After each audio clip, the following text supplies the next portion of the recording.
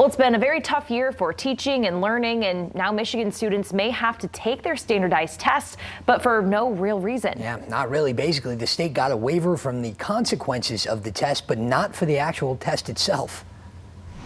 I have no idea what the Department of Ed was thinking when they granted us the accountability waiver and may not possibly grant us the waiver of the test taking. Paula Herbart is president of the Michigan Education Association. After the M-STEP was canceled last year in the throes of the pandemic, students attending class in person may have to take the test this year, but schools won't be judged or funded based on the results. It has people in and out of education scratching their heads. Parents are opting their students out of these tests. They want more instruction, less standardized test taking. Last month, Michigan senators introduced a bill to axe the M-STEP altogether this year, but a federal waiver may not come in time, and Herbart says millions of dollars crafting, printing, and grading tests will all go to waste when they could be going to something more useful. Could we do an emphasis on social emotional learning? Could we provide better counselors, smaller class sizes?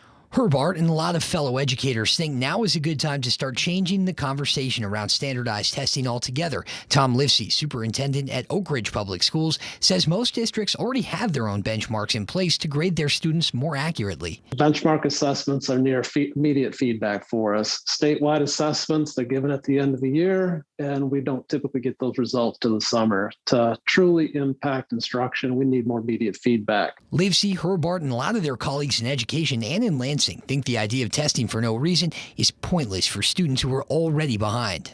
And it's rather obvious that's how students feel too. Oak Ridge Public Schools already gave remote learners the option to schedule their M-STEP, but I haven't received a phone call yet.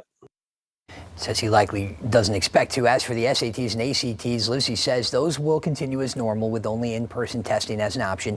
The testing window for M-STEPs is still that normal, typical time between April 12th and May 21st. But again, a lot of educators are saying, what's the point? If it doesn't count for anything, why make our students take it? Right, and students are dealing with so many other things. They haven't gotten the same amount of instruction time, so Right. a lot of questions that still need to be answered. On top of the fact that it's been a while since we've taken a standardized Oh my gosh, test. I haven't taken one of those in, Yeah, I don't want to say. I have fond memories of them, though.